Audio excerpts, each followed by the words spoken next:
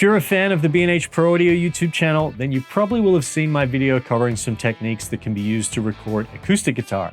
And if not, it is linked down below. Well, today we're back and we're going to look at some ways to record electric guitar. And while the electric guitar does have strings and it shares the same fingerboard layout as an acoustic guitar, in terms of sound production, it's a totally different animal. Electric guitars use electromagnetic induction to produce sound. The pickups consist of magnets and a coil of wire wound several thousand times around a bobbin. These pickups produce a magnetic field, and the strings kind of act like mini dynamos.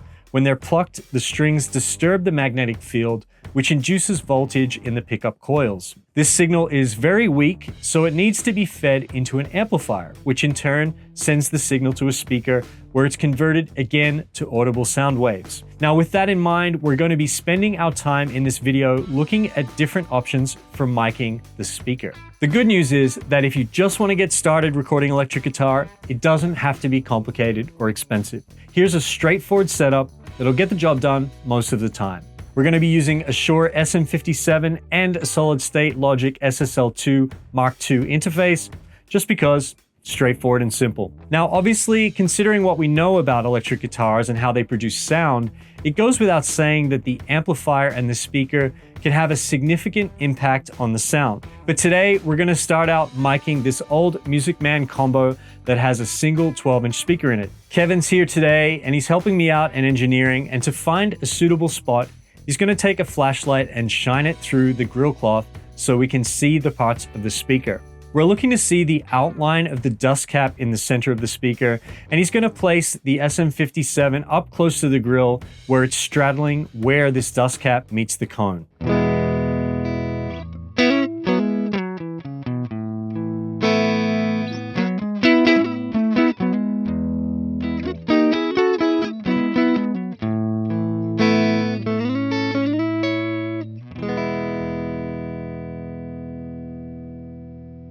Now, as I mentioned, the speaker and amp can make a huge difference to the tone.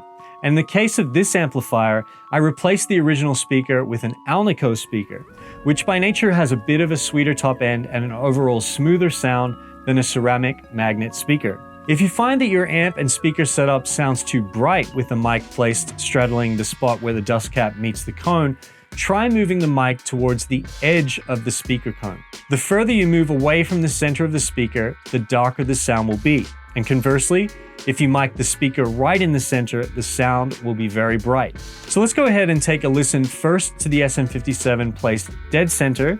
And as I play, Kevin's going to move the mic towards the edge of the speaker so you can hear how the sound changes as you move away from the dust cap.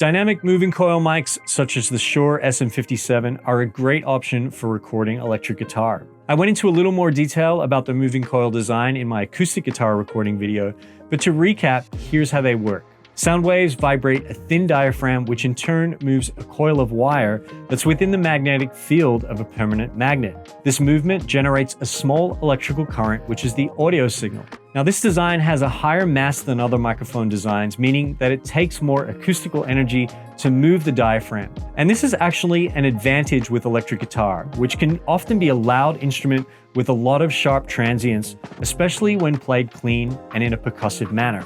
Moving coil mics are also capable of handling high sound pressure levels without overloading the diaphragm, and often their frequency response is not as full range, particularly in high frequencies, as a condenser design, and subsequently offers a flattering facsimile of how we experience electric guitars live in a room. And this doesn't change when we move from a clean electric guitar sound, which we've been dealing with so far, to an overdriven one. I switched my amp setup to a Paul Reed Smith HDRX 20-watt head with a closed-back Music Man cabinet loaded with its original 12-inch Eminence speaker, which has a ceramic magnet. The PRS amp is similar to an older Marshall amplifier, and with the closed-back single 12 cabinet, I can get a little of that crunchy Marshall into a 412 cab thing at a manageable volume. So let's hear this setup with the 57 positioned on the cone just off the dust cap.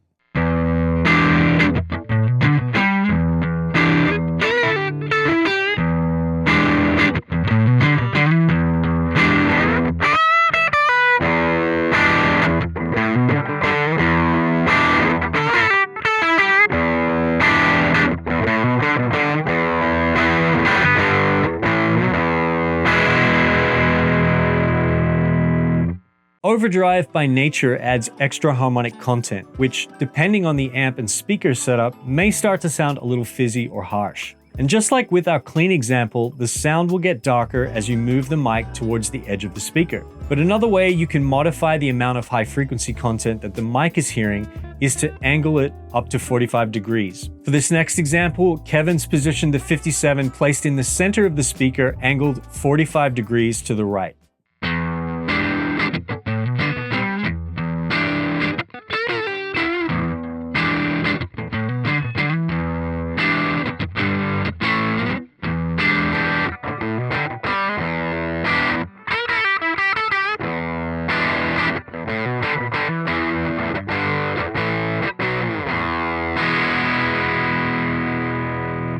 Electric guitar mic'd up with an SM57 is a familiar sound.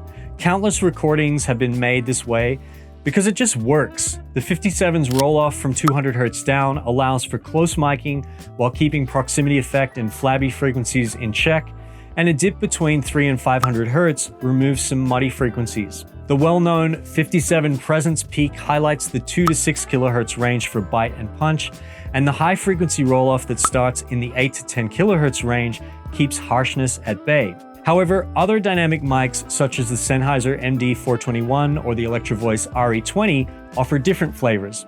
Let's take a listen to both of these.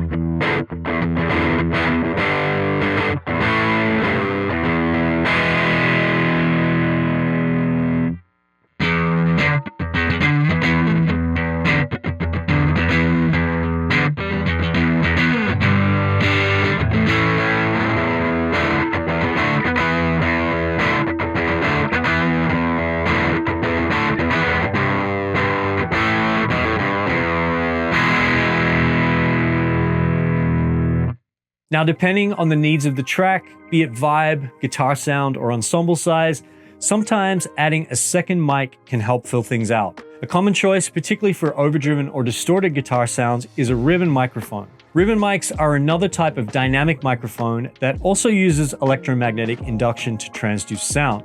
Instead of a coil of wire that moves inside a magnetic field, ribbon mics utilize a corrugated strip of metal, usually aluminum, suspended in a strong magnetic field.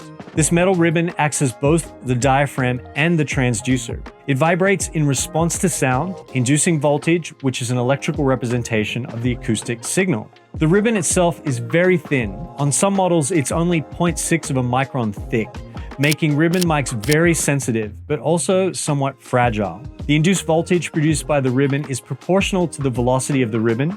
In other words, the ribbon moves back and forth proportionally to the amount of sound pressure level the mic is exposed to. Therefore, there will come a point where the sound pressure level is too much and the ribbon simply breaks. Modern ribbon designs typically feature thicker ribbons to make the mics more durable and able to handle higher sound pressure levels, like what you can encounter when recording electric guitar. In addition to being sensitive to velocity, ribbon mics are also sensitive to power. The ribbon element can act like a fuse and break if too much voltage is sent to it, so make sure you avoid applying phantom power. While there are some active ribbon mics that require phantom power to operate, usually because they have some sort of a preamp circuit that compensates for the traditional low-level outputs, and yes, there are some modern ribbon designs that have a protection circuit, but as a rule of thumb, it's best not to turn on phantom power to a channel with a ribbon mic plugged into it. If we're talking electric guitars and ribbon mics, the Royer R121 has become a staple, used both on its own and in conjunction with another mic.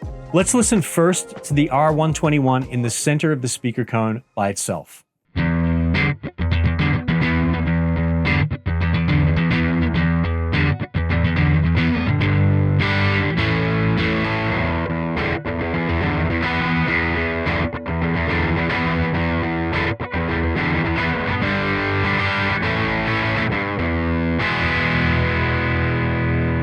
You can hear that it sounds a little smoother than the 57 by itself, even centered on the cone, and this is because ribbons have a gentle, high-frequency roll-off that is similar to that of human hearing, so we perceive their sound as very natural. Now let's take a listen to the R121 combined with the 57. Remember from my recording acoustic guitar video that anytime you're using two mics on the same source, you need to be mindful of maintaining a coherent phase relationship between both signals. So this means aligning the capsules of both mics so they're both on the same plane. Of course, you can do this with two independent stands, but to make things easy, we're going to be using the Axe Mount Dual Mic Clip by Royer Labs, which is designed to hold both a 121 and a 57 on the same stand, with both mics positioned to avoid any phasing issues. Kevin's going to position the stand so the 57 is in the original position we started out with, where it's straddling the area where the dust cap meets the cone, and this will put the R121 pretty much in the center of the speaker.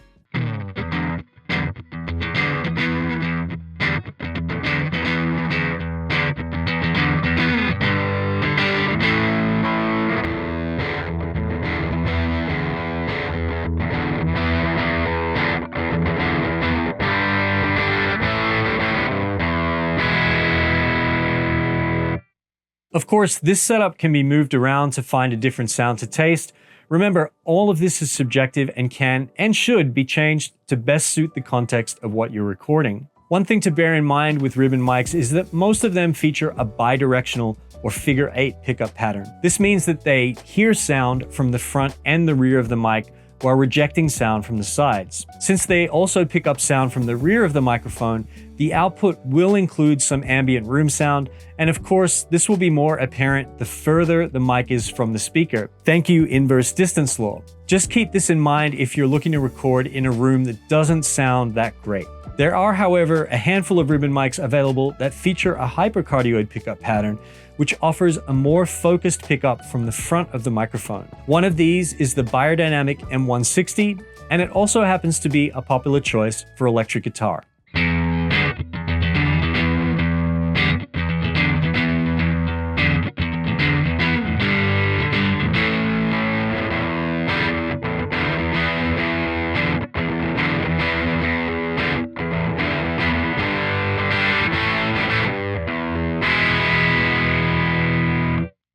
Another option for a second mic is to use a condenser. As we learned in the recording acoustic guitar video, condenser mics use an electrostatic field created between a conductive membrane and a fixed backplate to turn sound into an electrical signal. Because the membrane only has to move micrometers to change the voltage in the electrostatic field, condenser mics are very sensitive. This means that they offer a very detailed sound, however, it also means that the diaphragm can be overwhelmed by extremely loud signals. To give you an idea of how a condenser mic sounds on an electric guitar, we're going to totally ball out here and listen to a Neumann U67 reissue by itself first, and then I'll blend in the M160 ribbon.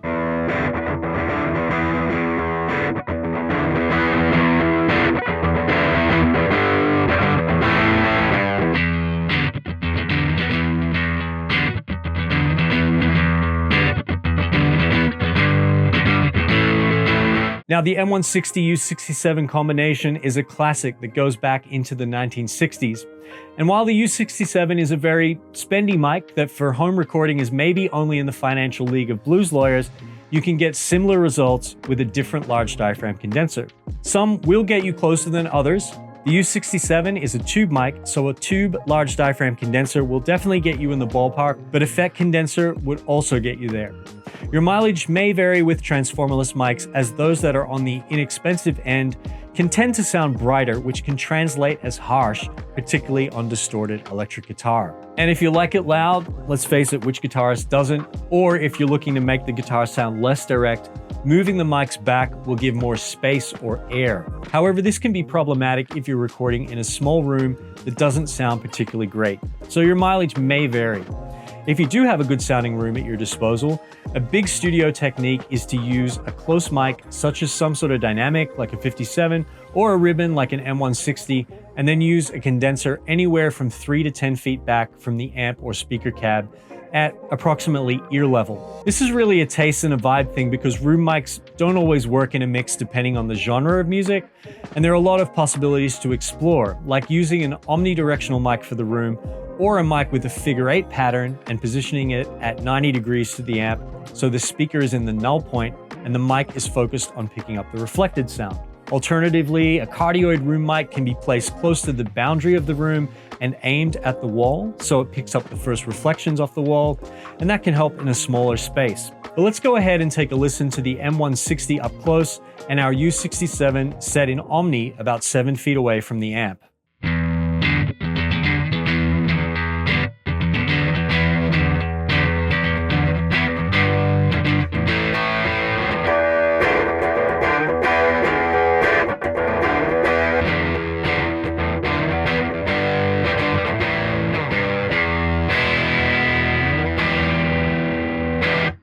Now, let's hear the M160 up close with the Coil's 4038 positioned 7 feet back, but turned 90 degrees to the side, so the direct sound of the amp is in the null of the Coils.